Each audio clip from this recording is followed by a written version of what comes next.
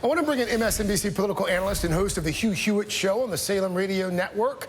Hugh Hewitt, good to see you again, my friend. Thanks for coming on. Hey, Craig, a happy Giving Tuesday to you. Good to be back. Yeah, we're going to talk about Giving Tuesday in just a moment, too. Thank you for that. Let's start where we just left off there with Jill Stein. Your reaction to the recount efforts that she's behind? It's a scam. And on Giving Tuesday especially, I think of what $6.5 million could do for the Salvation Army or the Semper Fi Fund or the Fisher House or any of a number of 1,000 of organizations. It could do so much good. Instead, it's being bilked out of people in a non-existent controversy to build a list for an irritant party that probably cost Hillary Clinton the White House. If I'm a liberal, I'm really upset with her. But I just hate the waste. I just think it's a scam and ought to be called a scam. Let's talk about Tom Price. I saw on the Twitter yesterday you are a fan of the congressman getting the nod at HHS. He does actually have a plan on paper to replace and repeal Obamacare. Among the other things, it would cancel the Medicaid expansion.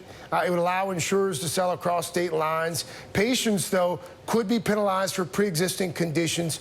How do you think his nomination is going to sit with people who need health coverage, but by no fault of their own have cancer or a heart condition or some other pre-existing condition? I think Doc Price is going to be confirmed by an overwhelming margin, including a number of Democrats. He's a nearly perfect nominee, Craig. I've known him for a long time. He's an orthopedic surgeon.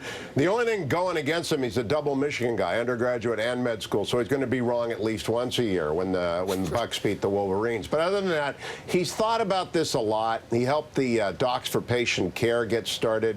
There are some controversial parts to his proposal, but of course, a legislative proposal is only where you begin. And what we have in soon-to-be Secretary of HHS, Price, we'll have someone who will overhaul the Food and Drug Administration. We have someone who will look at the vast array of programs under HHS, but who will really attack the Obamacare meltdown from the perspective of a provider who cares about the patient and the doctor. And his point of view will persuade a lot of Democrats, I think, to come forward. I've already heard the president-elect say, maybe we keep the pre-existing condition guarantee. Maybe we keep. Yeah, and so it's going to be a negotiation, but Dr. Price and Congressman Price is about the perfect person to lead that when the president-elect sends someone up to the Hill to have those conversations. Hugh, let me ask you about the president-elect and what he tweeted earlier this morning. Folks who burn the American flag should perhaps be put in jail or lose their citizenship. We just heard from our chief legal correspondent a short time ago who did note that the Supreme Court has said that flag burning protected by the First Amendment, Justice Scalia himself.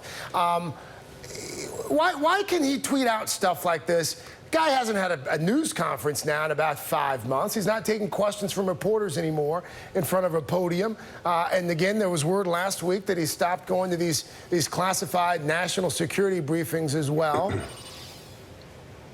Let's take the tweet in two parts, Craig. About Johnson, Texas v. Johnson, the flag-burning case. It was a 5-4 decision, narrowly overturning the Texas statute that prohibited flag burning in 1989. It is a very respectable, though minority point of view to believe that we ought to have a special category for the United States flag.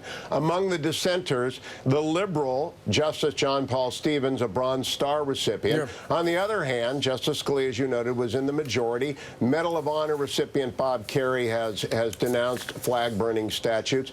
It's, though, it's an interesting and long conversation about whether or not there ought to be a category of one when it comes to flags. Right. It's not a disreputable or hysterical point of view to agree with the president-elect on it. It is almost certainly constitutional. I just never use never. It's probably never constitutional to take someone's citizenship away for any reason, but it's almost certainly unconstitutional. What did he do today? He started a conversation.